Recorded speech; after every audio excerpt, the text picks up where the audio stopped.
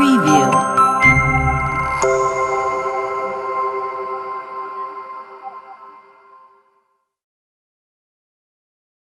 En la Ciudad de México, en el Palacio Nacional, y vamos a iniciar la conferencia de prensa diaria sobre la situación de la pandemia por el nuevo coronavirus 2019, la enfermedad COVID. Y hoy tenemos el gusto de que nos acompañe el doctor Jorge Trejo Gómora. El doctor Jorge Trejo es el director general del Centro Nacional para la Transfusión Sanguínea, que esta es la oficina nacional encargada de regular y supervisar la operación de los bancos de sangre y todos los procesos que están involucrados en la seguridad sanguínea, y también de garantizar el abastecimiento de sangre y sus derivados, conocidos como hemoderivados, en el país. Y nos va a hablar de un elemento muy importante, de hecho de dos. Uno, que es la disponibilidad de sangre en México durante la epidemia de COVID. No habíamos comentado nada, pero esto ha sido también parte de la preparación, y como comentará el doctor Trejo, desde enero empezamos a prepararnos en este sentido. Y el segundo tema es un tema de interés público también, que es el desarrollo de la investigación de ciertas modalidades de uso de los hemoderivados para una posible prevención o protección individual o tratamiento de COVID. Y el doctor Trejo coordina una parte de esta investigación. Bienvenido, Jorge, muchas gracias por acompañarnos. Gracias. Entonces vamos a empezar con el informe técnico que presentaré yo, y posteriormente me voy a parar, como hemos hecho en otras ocasiones. Posteriormente le pediré al doctor Trejo si nos platica de esto, y abrimos a preguntas y respuestas en una modalidad ya más organizada de la conferencia, según tengo entendido, ya les comentaron. Muy bien, esta es la situación epidemiológica de COVID en el mundo. Como ya saben, aquí es el número de casos. Entre más grandes sean estas líneas, estas barras, quiere decir que hay más casos. Estas son las fechas, empiezan aquí desde enero y aquí es el día de hoy. Y los colores corresponden a los colores que se ven aquí y son las regiones del mundo. Me enfoco en las dos principales, que son Europa en azul y América en rojo, es decir, esta zona y esta zona. Y lo que se muestra es su contribución a la carga de enfermedad, es decir, el número de casos, el número de personas enfermas, pero de mayor importancia, las personas que en las últimas 24 horas han estado enfermas, es decir, los casos nuevos que se han presentado. Y como hemos venido observando, progresivamente Europa empieza a disminuir su contribución a la carga mundial de nuevos casos, y en cambio la región de América empieza a subir. Llegará un momento muy probablemente en que estén iguales, o incluso que América esté más activo que Europa. La siguiente, por favor. En el panorama nacional vemos algunos elementos de importancia que son parte del progreso de esta epidemia.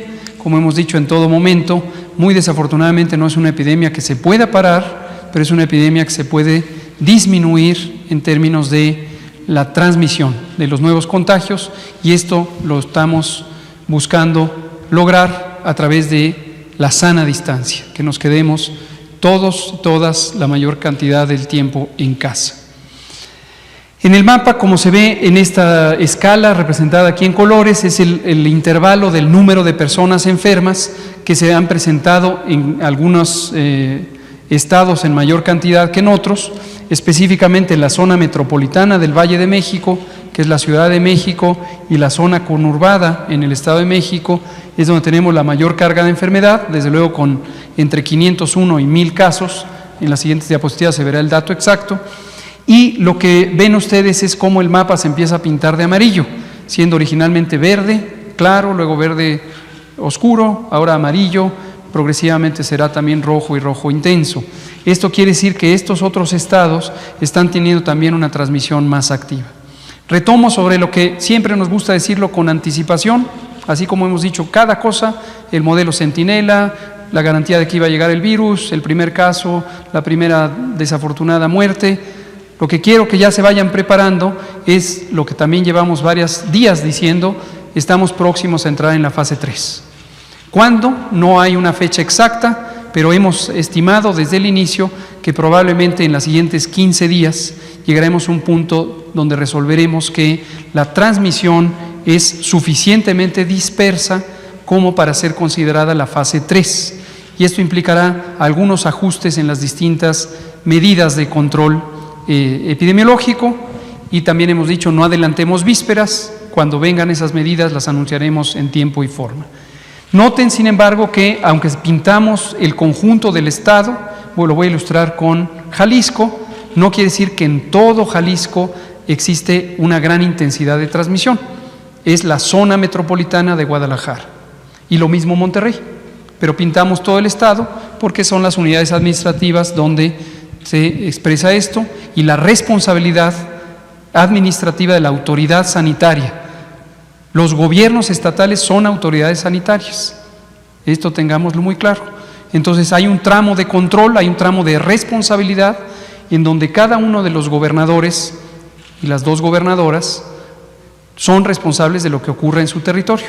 Por cierto, hoy tuvimos una nueva videoconferencia con los gobernadores, en este caso fue con los de la región sur-sureste, y vuelvo a expresar mi confianza en las autoridades estatales por el sentido de gran responsabilidad que todos ellos y las 2 gobernadoras tienen sobre este tema. Tenemos 3.441 casos confirmados. Ayer ya explicamos que semanalmente se hacen las estimaciones, explicamos el por qué semanalmente. Necesitamos los casos de infección respiratoria aguda generales que se observan por decenas de miles en las 26,000 unidades de salud, y con eso es como se hace la estimación de lo que representarían estos 3.441. Por ahora, de acuerdo a lo que dijimos ayer, usaríamos el factor de 8.2 que comentamos ayer, entonces solo multiplican ese número por 8.2. La siguiente semana, de acuerdo a la intensidad de la transmisión y los distintos componentes que explicamos ayer, en particular el porcentaje de confirmación de COVID, es decir, la proporción de personas con el síndrome, con las características clínicas de la enfermedad que salen positivos a COVID, eso nos puede llevar a ajustes, generalmente hacia arriba, sobre la cantidad de casos estimados. Esto es todo lo que se ve en la diapositiva. También se ve lo que siempre es muy, muy desafortunado, que son las muertes que ocurren por COVID. Y aquí quiero compartir una noticia triste, que es la muerte de 2 mujeres embarazadas. Una de ellas son nuestros primeros 2 casos de muerte en embarazadas. Una falleció desafortunadamente después de que nació su hijo por cesárea.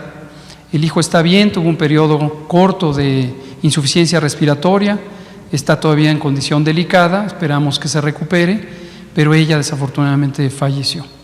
Y la otra mujer también falleció recientemente, y aquí lo que nos ilustra es lo que hemos estado diciendo, cómo las mujeres embarazadas son susceptibles a estas infecciones por virus. Y aquí les recuerdo algo que quizá algunos de ustedes se acuerdan.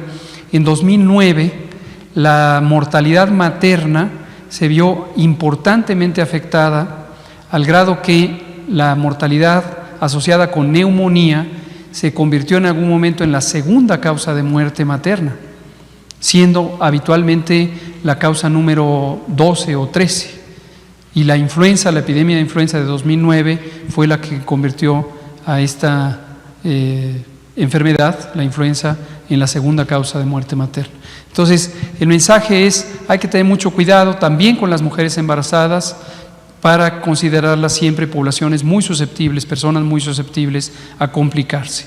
Aquí además, en estos 2 casos, en una de ellas, ella padecía hipertensión arterial y obesidad mórbida, y la otra tenía también obesidad mórbida y diabetes gestacional. La diabetes gestacional es esta alteración del metabolismo del azúcar que ocurre durante el embarazo, y tenía por lo tanto diabetes durante el periodo del embarazo. Descansen en paz, es muy lamentable, pero sí queremos comunicarlo porque son las 2 primeras muertes en mujeres embarazadas. La siguiente, por favor. Aquí vemos la intensidad de la transmisión representada por la incidencia. La incidencia es el número de personas con enfermedad, considerando la población que existe en cada entidad federativa. Y lo que nos permite es entender o hacer comparables los números de casos, que obviamente son más, es un mayor número donde hay más población, pero cuando lo dividimos por el tamaño de la población es comparable lo que pasa en un estado con el otro, de modo que las diferencias de la incidencia que están aquí representadas en esta línea naranja comparan en condiciones iguales a estados que tienen tamaños de población diferentes, como pongamos los 2 primeros, Ciudad de México y Quintana Roo, tienen poblaciones muy diferentes y por lo tanto tienen diferencias grandes en el número de casos, pero en cambio su diferencia de la incidencia no es tan notable, 10 contra 9.23 y así sucesivamente. La siguiente. Esta es la distribución por edad de estas mismas personas enfermas, 3.441, y aquí quiero hacer notar 2 cosas. La primera, recibimos un comentario que aprecio mucho del ingeniero Duque, que nos comentó una cosa que me parece digna de reflexión, y mañana vamos a tener una adaptación a este informe para desglosar, desagregar a las personas adultas mayores de 65 años. Al agruparlas se pierde claridad sobre la diferencia del riesgo que tenemos de, desde luego, desenlaces fatales que puede ocurrir en las distintas edades, y conocemos por la evidencia científica proveniente de lo que ha ocurrido en otros países que a partir de los 60 años hay un cambio importante cada década más o menos, o cada 5 años. Entonces, gracias por el comentario, ingeniero, y vamos a hacer esta desagregación. Además, nos comentaba él, y creo que tiene toda la razón, que la dinámica social y económica que representan los adultos mayores no se puede agrupar de esta manera porque son edades en donde hay cambios importantes respecto al papel que juegan en la sociedad. Entonces, apreciamos mucho ese comentario, mañana tendremos otro informe. Lo segundo es esto, síganle la pista, lo advertí ayer, lo advertí días antes.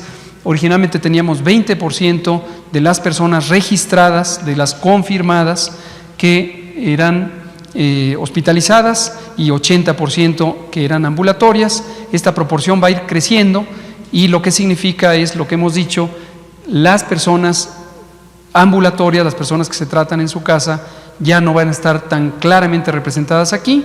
Sí lo van a estar en las estimaciones, pero lo van a estar menos aquí, y en cambio las personas directamente identificadas van a estar sobre representadas aquí. La siguiente. Esta es la distribución de las personas que están en tratamiento ambulatorio, que están estables, graves y que están también intubadas, y aquí les recuerdo que esto es de los que suman 3.441, es decir, no quiere decir que en este momento, hoy 9 de abril, esta es la situación, sino es la manera en que se ha distribuido en términos de ambulatorio, hospitalizado, hospitalizado grave e intubado a lo largo de todo el periodo epidémico que en México empezó el 28 de febrero. La siguiente. La distribución de edad no ha tenido cambios tan importantes. Vuelvo al comentario que la propuesta que nos hicieron, y esto lo vamos a desagregar también para dar una mejor representación de esto.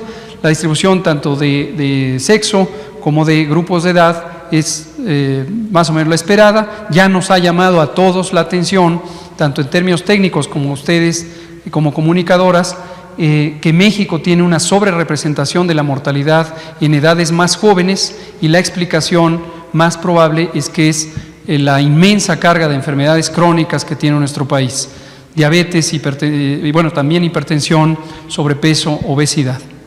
La siguiente.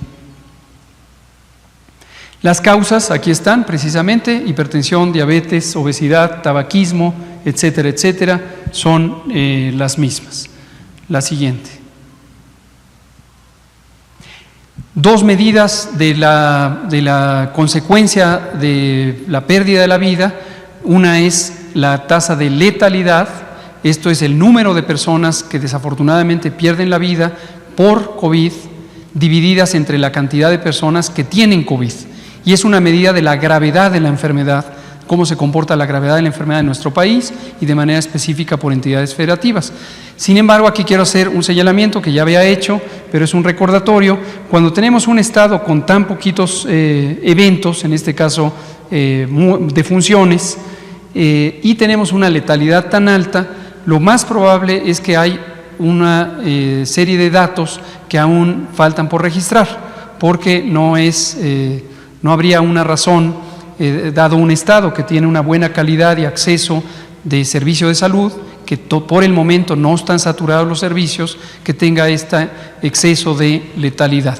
Entonces estaremos revisando esa situación con las entidades federativas, con todas, pero la usé como ejemplo la primera o la segunda. La siguiente.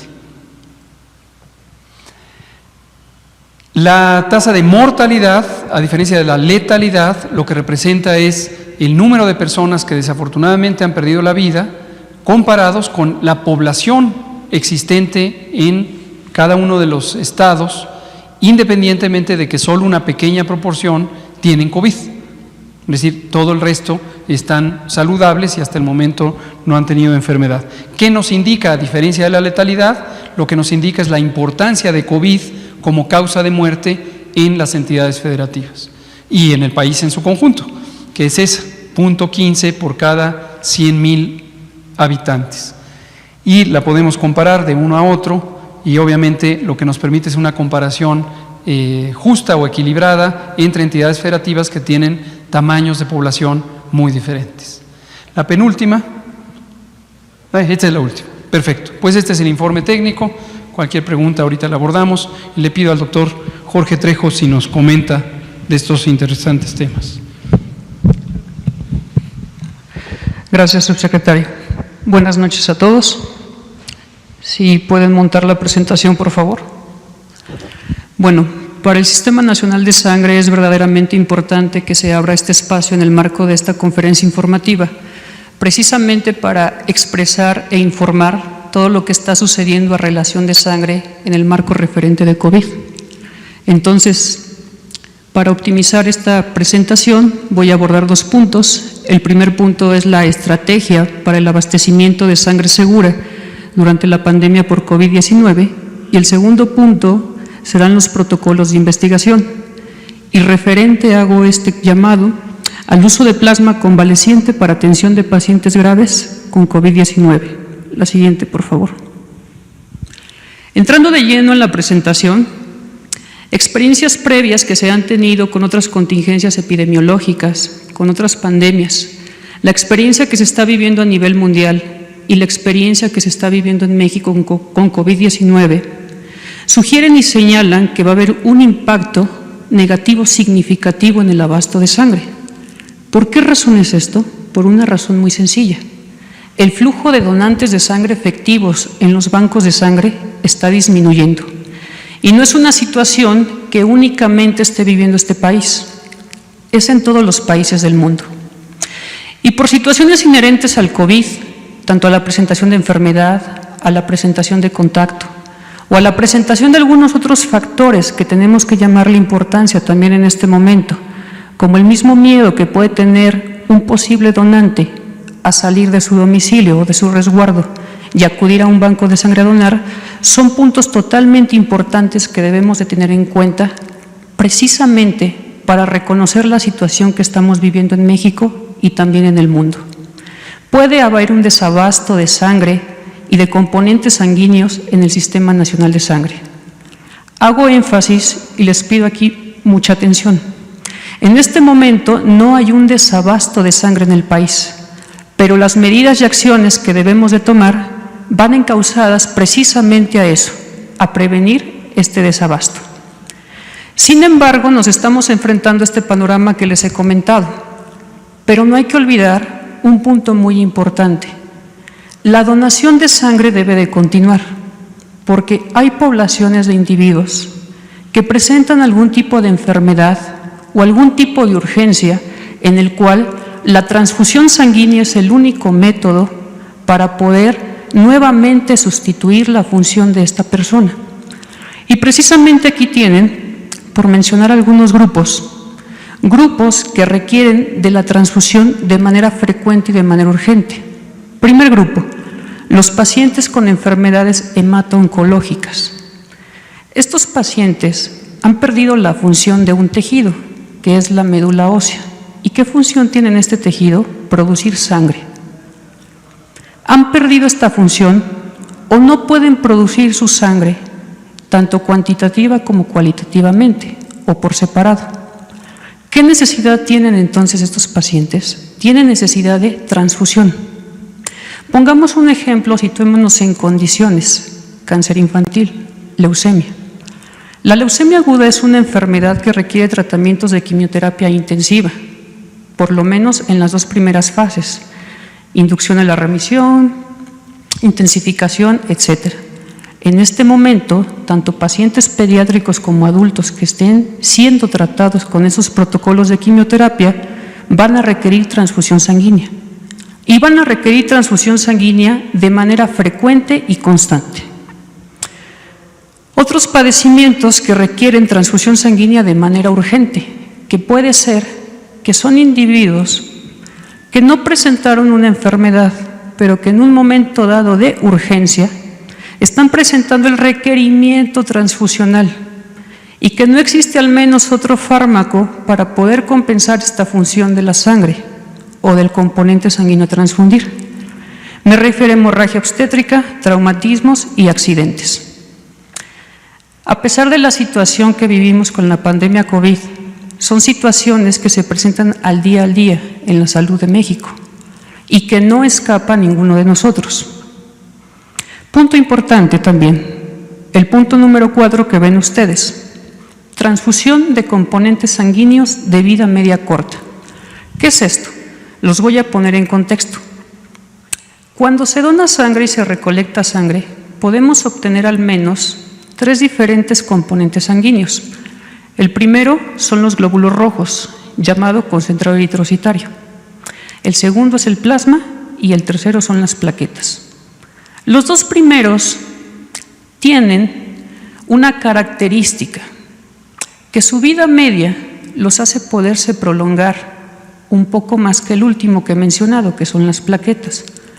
¿Cuánto es la vida media de las plaquetas cuando han sido extraídas o recolectadas de la sangre? 5 días. Y ahora pongan en cuenta que los pacientes con algún requerimiento en quimioterapia requieren plaquetas de manera constante. Entonces, aunque una persona haya donado plaquetas el día de hoy, el receptor puede estarla requiriendo diario. ¿Cuánto tiempo? Lo que sea necesario. La siguiente, por favor. Como ustedes pueden ver, entonces, se presentan retos en el Sistema Nacional de Sangre. Y son retos que tenemos que desarrollar acciones y estrategias que precisamente nos ayuden a superar estos retos para generar un abastecimiento de sangre segura durante la pandemia COVID. Primer reto: disminución de la disponibilidad de donantes. Como ya les he comentado, el tránsito de los donantes de sangre en los bancos de sangre es bajo actualmente. Registramos una baja del 60 hasta el 70% de lo acostumbrado para estas fechas. Recalco, al día de hoy no hay desabasto de componentes sanguíneos. Lo que hay es un flujo bajo de donantes. Mejorar el uso racional de la sangre. Por un lado, tenemos el reto de recolectar más sangre. Por otro lado, tenemos el reto de que la sangre que está en los bancos de sangre pueda ser usada de la manera más efectiva y óptima para optimizar estas reservas o abasto. Suministro de materiales y equipos para el proceso de bancos de sangre. Y un punto totalmente importante en el Sistema Nacional de Sangre, la gestión del recurso humano que atiende los bancos de sangre. La siguiente, por favor. Derivado de todo esto que les he hecho a manera de introducción para que entren en contexto, entonces tienen ante ustedes una diapositiva con la cual pretendo presentar la estrategia para el abastecimiento de sangre segura durante la pandemia COVID-19. Es una estrategia que se ha diseñado en el Centro Nacional de la Transfusión Sanguínea y que esta estrategia como tal comenzó con las acciones desde el 31 de enero de este año, precisamente ante la evidencia que veíamos que estaba ocurriendo en China, ante la inminente llegada del COVID-19 al país y ante el inminente paso de las diferentes fases que ha comentado el doctor López-Gatell. Debemos de estar preparados ante diferentes escenarios. ¿Cuál es el objetivo de esta estrategia para el abastecimiento de sangre segura? Establecer un plan nacional de trabajo que oriente a la toma de decisiones para la implementación de medidas eficaces que garanticen el abastecimiento de componentes sanguíneos a toda la red nacional de sangre, mediante alineamientos aplicables de manera nacional durante la pandemia COVID-19. Y derivado de este punto tenemos 4 objetivos específicos para seguir y para poder cumplir durante esta pandemia. Número 1, optimizar la reserva de componentes sanguíneos almacenados. Número 2, dar continuidad a los servicios de sangre. Número 3, garantizar la seguridad del donante y del personal de banco de sangre. Y número 4, evitar la propagación de SARS-CoV-2 en la cadena transfusional. Estos objetivos específicos, para que puedan ser cumplidos, se acompañan de 10 estrategias que ustedes ven enmarcadas.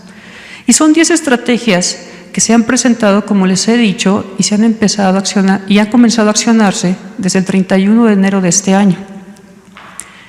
Y tenemos la comunicación constante con todo el sector salud y con todos los bancos de sangre de la Red Nacional de Sangre, precisamente para poder difundir esas estrategias y ver la manera en la cual las están llevando a cabo. Hago referencia a un punto importante que aparece en la parte de abajo y dice Comité de Medicina Transfusional. Y si se dan cuenta, esta línea estratégica abarca nuestros 4 objetivos específicos. ¿Por qué razón? El Comité de Medicina Transfusional es nuestra unidad de visión que tenemos en cada hospital. Y es la unidad que nos hace saber a nosotros, nivel central, cómo se está llevando a cabo el sistema de sangre dentro de un hospital. Es el comité encargado de podernos advertir de efectos de la transfusión, efectos en el donante y de algunas otras situaciones de interés dentro del hospital. Y este punto es de referencia muy importante porque es una coparticipación. Esta estrategia fue compartida a toda la red nacional de bancos de sangre en colaboración conjunta con la COFEPRIS y con el Consejo Nacional de Salud en el mes de marzo. Y pueden ver otras estrategias que alinean a los 4 objetivos específicos y todas las estrategias alineadas a lo emitido por la Secretaría de Salud. Pero quiero que centren su atención en esa estrategia central que dice Sistema Call Center Nacional, Estatal e Institucional. La siguiente, por favor. Esta estrategia, ¿qué significa? Esta estrategia significa que queremos garantizar un flujo de donantes efectivos en los bancos de sangre.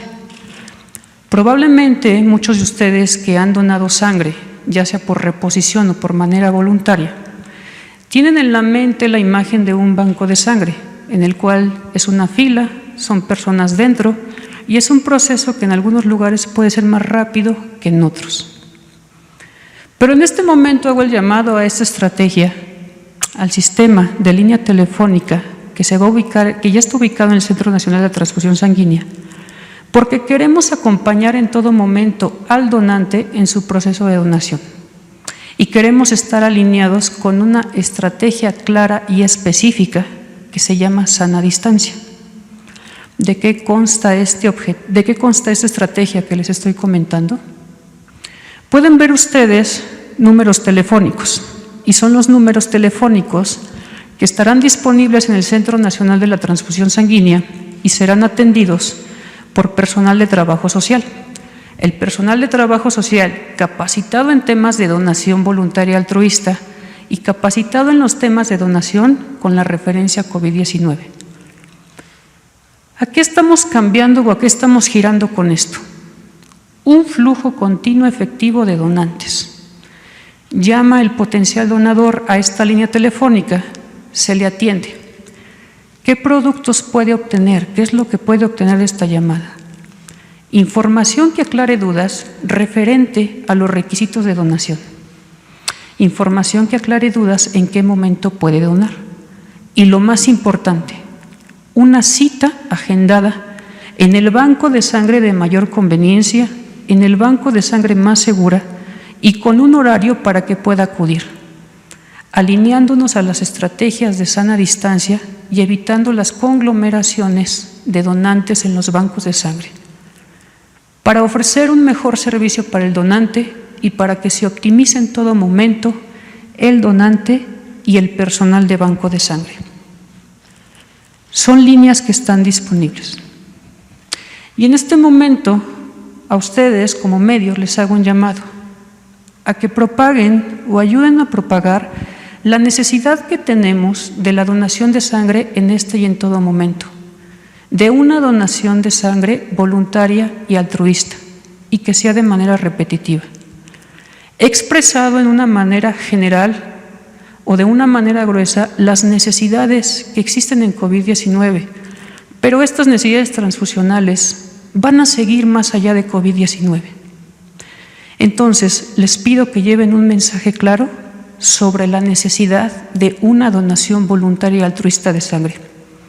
Pero ojo, siempre ordenada y alineada a lo que emite la Secretaría de Salud. Por favor. Es precisamente este primer punto que he tocado y la importancia que ahora ustedes ven que tiene el sistema de sangre y la sangre. La siguiente, por favor, que abrimos el siguiente punto. El punto que se los hacía de referencia en la segunda diapositiva como segundo punto del programa. Uso de plasma convaleciente para atención de pacientes graves con COVID-19. Y es un tema en el cual también entra de la competencia el sistema de sangre. ¿Por qué? Porque el plasma se obtiene a través de la sangre, es un componente de la sangre. Pero centren su atención en este enunciado.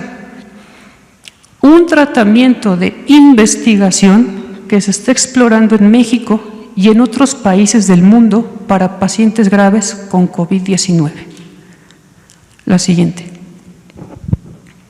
Para ponerlos en contexto y que este mensaje también sea un poco más permeable a toda la sociedad, es necesario que explique qué es el plasma, para que vayamos entendiendo esto y la importancia que ahora tiene. El plasma es la parte líquida de la sangre. Entonces, si hay una parte líquida, existe una parte sólida. La sangre es una suspensión y el plasma es esa parte líquida. Y esa parte líquida contiene muchos elementos. Dentro de esos elementos que contiene anticuerpos. Y los anticuerpos son proteínas que pueden ayudar a combatir infecciones. ¿Cuándo se producen esos anticuerpos? Se producen como una respuesta del sistema inmunitario cuando hay una infección. Esto es de manera normal y se presenta en todas las personas, a excepción de que tenga un padecimiento de base, ya sea adquirido o congénito, que le impida esto. La siguiente, por favor. Derivado de esto, entonces, vamos a atender el tema que este día es de importancia o de relevancia. ¿Qué es el plasma convaleciente? El plasma convaleciente es la parte líquida de la sangre. ¿Qué diferencia tiene con el otro? Que se recolecta de pacientes que se han recuperado de una infección. Los anticuerpos presentes en el plasma convaleciente son proteínas que pueden ayudar a combatir la infección. Entonces, de estos dos enunciados anteriores, surge esta pregunta. ¿Es posible que el plasma convaleciente, que contiene anticuerpos contra el SARS-CoV-2, que es el virus que origina COVID-19, pueda ser efectivo contra el COVID en una fase grave? La siguiente, por favor. Pues bueno, para empezar a responder esta pregunta, nos tenemos que situar a otra serie de preguntas y a la experiencia que está sucediendo en el mundo. Y la pregunta con la cual quiero ejemplificar esto es: ¿por qué se está investigando el plasma convaleciente para tratar COVID-19? Punto 1, porque aún no existe un tratamiento específico ni una vacuna para la enfermedad. Y como esta línea de investigación, hay otras líneas de investigación que se están llevando a cabo en nuestro país. ¿Cuál es el antecedente histórico que nos da un sustento para poder partir de esto? Lo primero que quiero que quede en cuenta es que el uso de plasma convaleciente no es algo que surja a partir de COVID-19. Esto tiene todo un antecedente histórico que puede reforzar esta hipótesis de que puede ser seguro y efectivo para tratar el COVID-19. Por hacerles un breve resumen del histórico que tiene el plasma convaleciente, se ha usado en otros brotes de infecciones respiratorias. Incluimos al SARS-CoV-1 en el año 2003, la pandemia que se originó por virus de influenza H1N1 en 2009 y también la epidemia de MERS-CoV en el año 2012. Y por nombrar algunas otras o invocar algunas otras enfermedades, ébola. ¿Qué pasó en estos momentos históricos donde comenzó a utilizarse este plasma convaleciente? Se desarrolló un tratamiento, se desarrolló una vacuna y los estudios con plasma convaleciente no siguieron más allá. Pero ¿qué pasa en el momento actual que es COVID-19? Diferentes países están investigando el uso terapéutico de plasma convaleciente para tratamiento de COVID-19. Experiencias que ustedes pueden ver abajo. China. Fármaco experimental, señalado en rojo. Al menos 245 pacientes recibieron esta terapia de manera experimental. Italia. Se registran protocolos de recolección de plasma por el Sistema Nacional de Sangre, con empleo experimental. España. El Centro de Transfusión de la Comunidad de Madrid desarrolla junto con hospitales de la región ensayos clínicos de procedimiento para extracción de plasma convaleciente, ensayo experimental. Estados Unidos. Es aprobado por FDA como un fármaco experimental. La experiencia que hay en el mundo que señala que está en una fase experimental el uso de plasma convaleciente para COVID-19. La siguiente, por favor. Entonces, derivado de estas preguntas y derivado también de la experiencia que se ha tenido en otros países, pueden surgir muchas preguntas. ¿El uso de plasma convaleciente es seguro y efectivo contra COVID-19? Aunque prometedor, el plasma convaleciente aún no ha demostrado ser efectivo en COVID-19. La transfusión de plasma es un acto que se lleva a cabo en hospitales y se lleva de manera cotidiana para resolver algunas situaciones que requieren alguna proteína del plasma. La transfusión del plasma tampoco es algo novedoso, es algo que sucede cotidianamente en la práctica clínica diaria. Y la transfusión de plasma suele ser segura. Pero ¿qué pasa con el plasma convaleciente? No sabemos aún los efectos que se podrían presentar o las reacciones con el plasma convaleciente en las personas. Entonces, dado que es una terapia prometedora o que ha mostrado resultados prometedores, es necesario seguir analizándola, estudiarla como un fármaco experimental para ver cuáles son los resultados que va a emerger de esto. La siguiente, por favor. ¿Dónde puedo obtener plasma convaleciente para ensayos clínicos de investigación en COVID-19? En los bancos de sangre. Todos los estados de México, todas las entidades federativas cuentan con una tecnología que se llama, un método de obtención de plasma que es a base de plasmaféresis. ¿Qué significa esto? Quizá lo han visto ustedes y es un ejemplo que ocurre aquí abajo, en una fotografía, que quizá no alcanza a describir toda la magnitud de lo que les quiero mostrar. Pero a un paciente entra donación y en vez de que sea la donación habitual, donde se punciona una vena y ustedes ven una bolsa que se está llenando de sangre mientras se está agitando, al donante de aféresis entra una máquina que se llama máquina de aféresis. ¿Qué hace esta máquina de aféresis? Recolecta un determinado volumen de sangre que es totalmente compatible en todo momento y seguro, filtra o centrifuga esa sangre, separa el componente a seleccionar y regresa la sangre al individuo. Todo mediante un sistema totalmente cerrado, donde se conecta al paciente mediante una punción, entra por una máquina que la sangre jamás tiene contacto con la máquina, sino solo con el sistema de procesamiento que es totalmente desechable y se obtiene plasma. ¿Cuánto se puede obtener de plasma? La norma oficial mexicana 253 SSA 1 del 2012 señala hasta 600 mililitros por donación. Entonces, ¿todos los estados de la República Mexicana tienen máquinas de aféresis? Sí. ¿Todas las instituciones tienen máquinas de aféresis? Sí.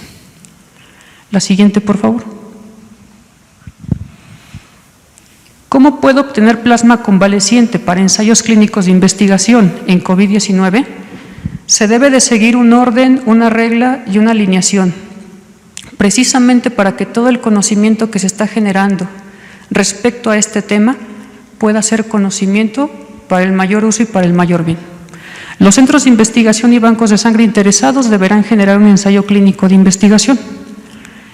Este ensayo clínico, también llamado protocolo, siempre deberá contar con la carta de aprobación por el Comité de Ética y la carta de Comité de Bioseguridad.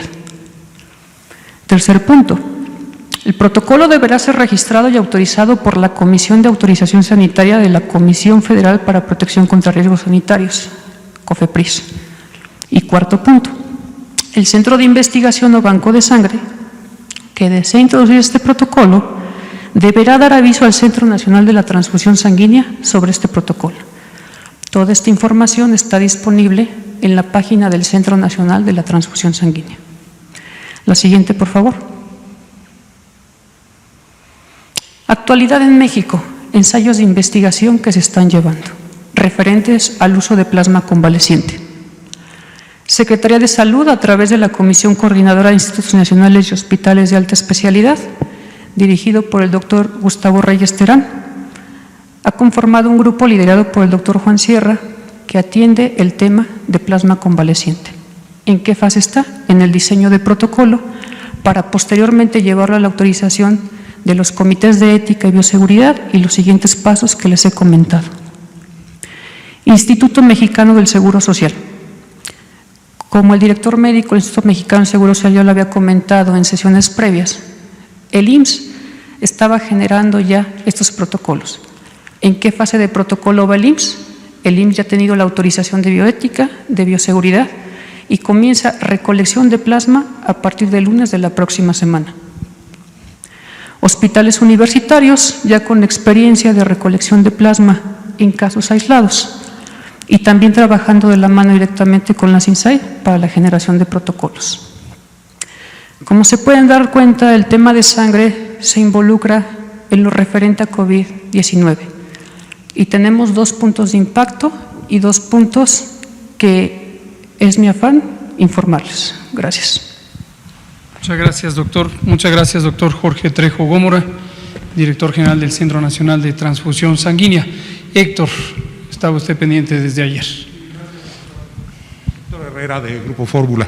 Pues ayer parece que causó revuelo esta cifra, la estimación que usted daba en torno a la presencia del COVID-19, tanto que hoy mereció, pues no sé si una reconsideración del secretario Alcocer, y creo que ha dado también argumentos a aquellos quienes aseguran que se está jugando con las cifras. ¿Qué reflexión le merece esto? Y lo otro, doctor, es que no es una pregunta, es una queja extendida de trabajadores del IMSS, del ISSSTE, de otros hospitales, quienes aseguran que hasta hoy no les ha llegado equipo, siguen trabajando en condiciones pues negativas, particularmente la Clínica 72 del Seguro Social, donde los trabajadores aseguran que sí, efectivamente hubo un brote en la clínica, contradiciendo de hecho al director Robledo. Es todo. Muchas gracias. Sobre los equipos de protección personal, les comento, lo hemos estado actualizando, que esperábamos la llegada del vuelo, el primero de varios que va a haber desde China. Este vuelo llegó en la noche de ayer, o sea, no esta noche, sino la previa.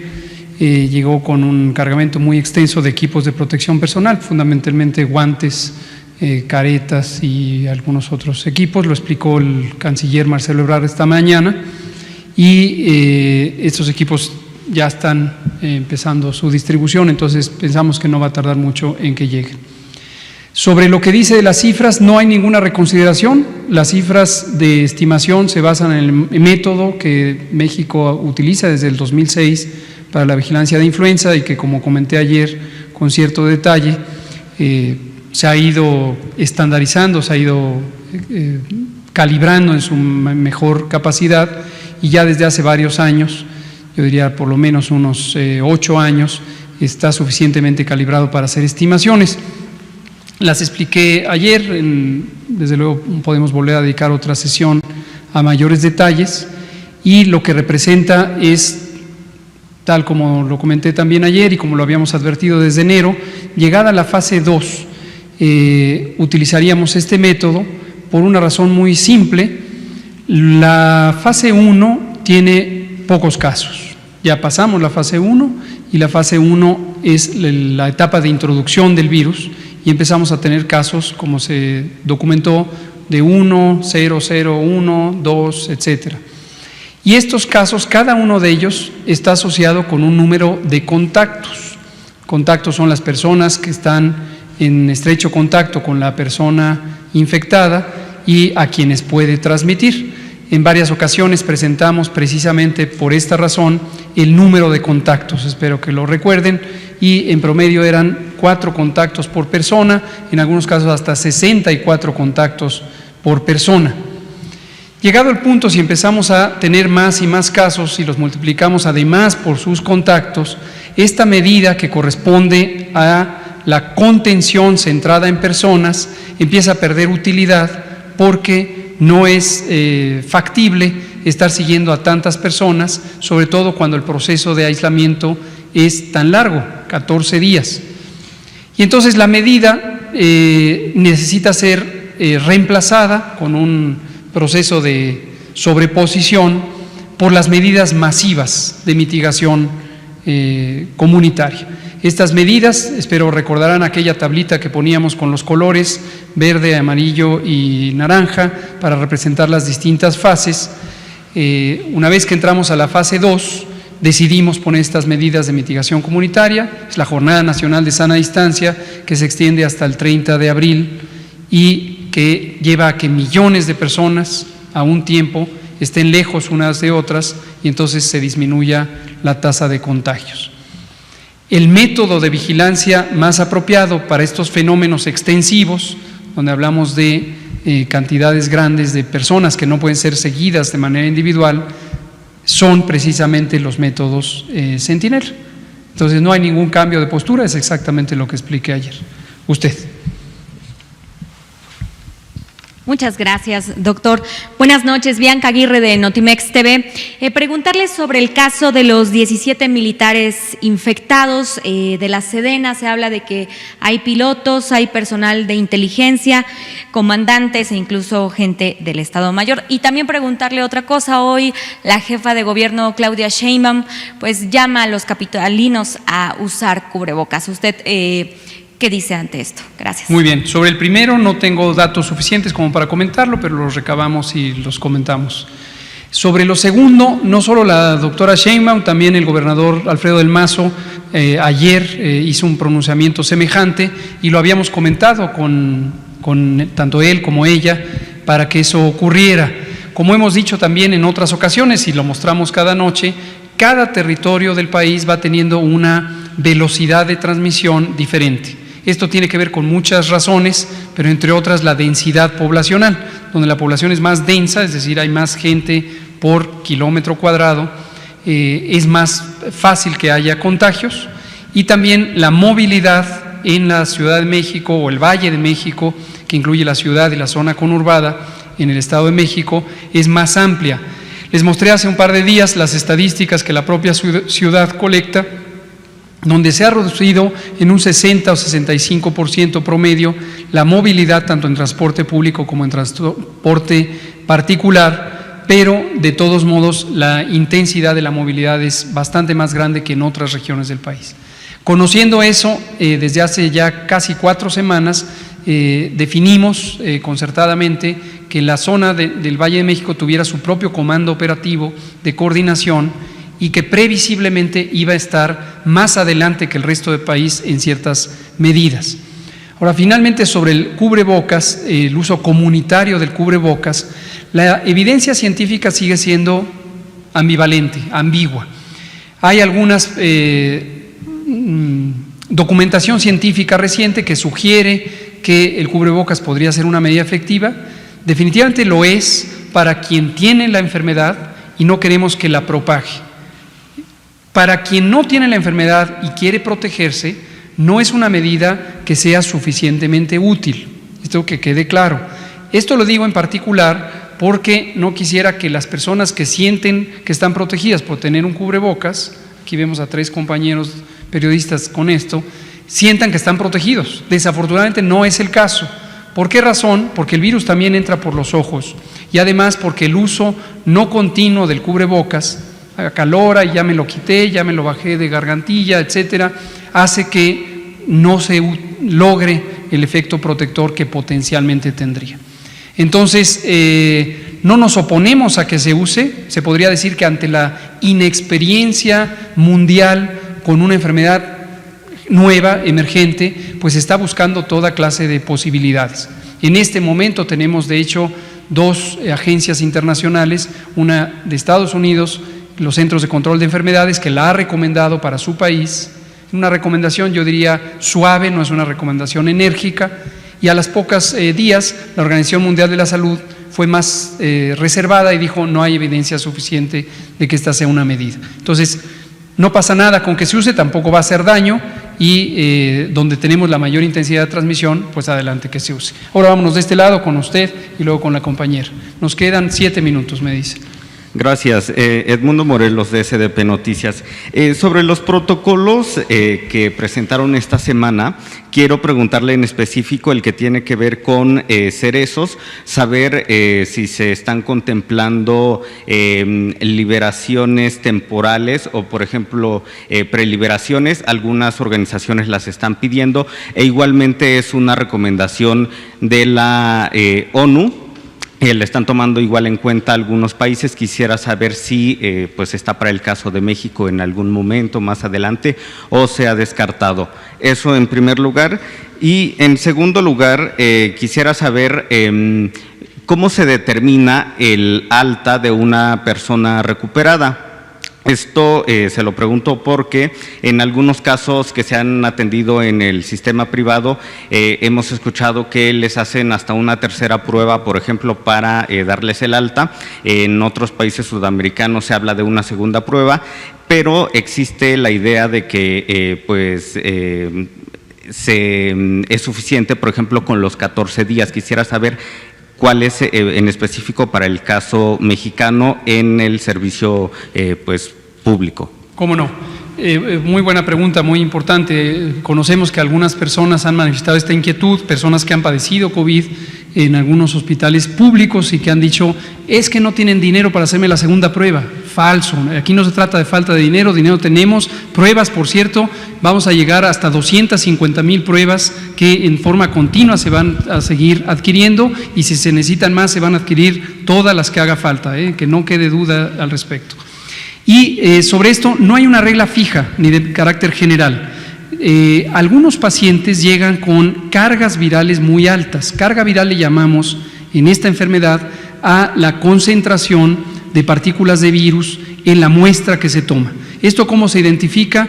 Porque en la prueba de PCR, es una prueba que se llama PCR en tiempo real, la cantidad o la concentración del virus se mide por la cantidad de ciclos del proceso técnico de amplificación del material genético que se necesita para que se detecte la señal. Entre más ciclos se necesite, hay menos carga viral. Y entre menos ciclos se necesite, hay más carga viral. Entonces, sí se conoce de otras infecciones y se ha identificado también en el caso de COVID que cuando hay cargas virales altas, la duración de la carga viral en las secreciones respiratorias es más prolongada. Y entonces, como una medida adicional de seguridad, en esos casos se hace una segunda prueba, a veces hasta una tercera. Esto ocurre también en el medio público. Cuando las cargas virales son las promedio, ya se tiene bien identificado que la duración de la infectividad alcanza más o menos el día 10 o el día 12 y se extiende el periodo de aislamiento hasta el día 14. Respecto a la primera pregunta, no se considera como una medida de salud pública en este momento la preliberación. Hay un protocolo para prisiones federales que lo hemos compartido también con algunas entidades federativas aquí en la Ciudad de México que tienen los centros de reclusión más grandes, también han estado aplicando este tipo de medidas. Muchas gracias. La última pregunta. Nos quedan 2 minutos, ¿verdad? Gracias, doctor. Daniela Pastrana, de Pie de Página. Tengo 2 dudas. Una sobre el tema de las mujeres embarazadas. Justamente hoy publicábamos una nota de, o sea, hay miedo incluso en algunas mujeres que están embarazadas de acercarse a hospitales, o no hay una cultura de tener como partos en casa. Entonces, quería preguntarle cuáles son los cuidados que debemos tener, o los cuidados que se pueden tener con mujeres que están ya en un periodo alto de gestación y que tienen estos problemas, hipertensión, ¿qué es lo que tendrían que hacer o qué medidas podría tomar para ellas? Y la otra relacionada con el tema de la sangre, si hay algún tipo de sangre específica que se requiera más, que se prevea que se necesite más, no sé, eso es un poco por la ignorancia de no saber cómo funciona esto de la sangre, si hay algo que necesariamente se pueda pensar que se quiere requerir más. ¿Cómo no? Jorge, ¿quieres contestar eso? Doctor, sí, claro. ¿Qué tipo de sangre se requiere más? Se requiere sangre. Existen grupos de sangre que están definidos por sistemas de proteínas que se tienen. Lo conocido es el AB0 o ABO. Sin embargo, se necesita que se done sangre. ¿Cuál es el tipo más frecuente que hay en nuestro país? El O positivo, que así se conoce comúnmente. Pero hay indicaciones de transfusión para glóbulos rojos y para plasma. Y como les he comentado, de la sangre recolectada se puede obtener glóbulos rojos, plasma y plaquetas. Entonces, algún producto sanguíneo puede ser útil para diferentes grupos sanguíneos dependiendo de la compatibilidad, que no voy a caer en ese proceso técnico, pero lo importante es que se requiere donación de sangre. Gracias, doctor Jorge Trejo.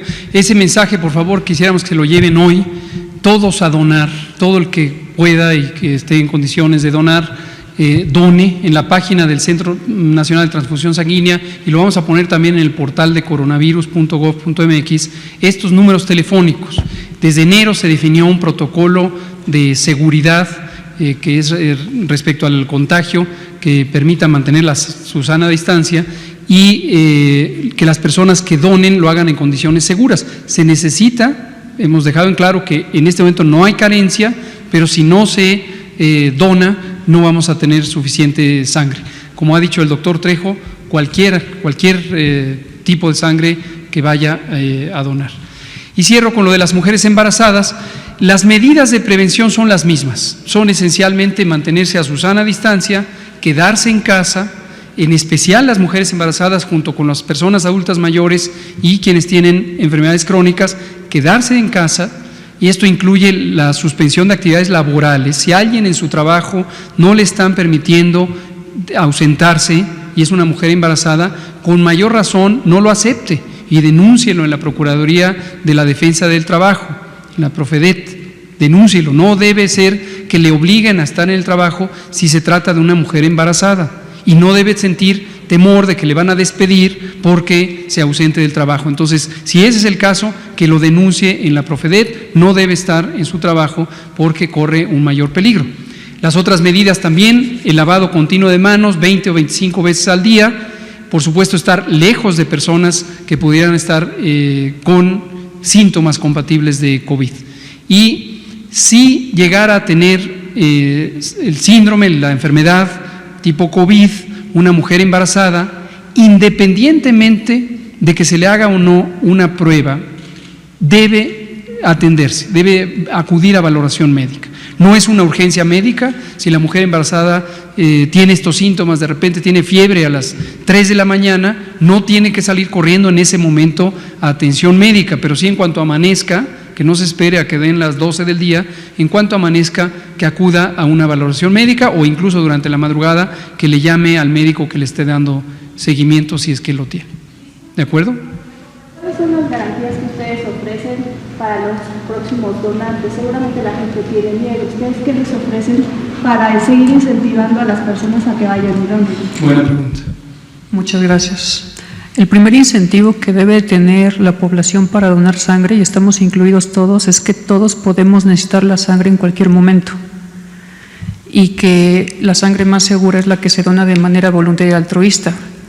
Referente a este punto, el sistema de citas que hemos desarrollado y un sistema de línea telefónica es precisamente para ofrecer y brindar una cita de donación en el banco de sangre más cercano del potencial donante, para que el desplazamiento sea lo menor y se respete en todo momento la Jornada Nacional de Sana Distancia. Los bancos de sangre están preparados. Los bancos de sangre, por definición, un donante es una persona sana. Entonces, está recibiendo a personas sanas que van a donar. Pero el principal incentivo para donar sangre es, y debe de ser así siempre, que todos requerimos sangre, que es un modo terapéutico que no se puede obtener de otra manera, y que quien lo brinda a final de cuentas somos nosotros en un acto voluntario y en un acto de buena fe. Gracias. Ya son las 8. Terminamos aquí. Los requisitos son muy bien conocidos, los vamos a poner en la página. Hay un límite de edad, estar sano, no tener tatuajes, etc. Gracias. Gracias.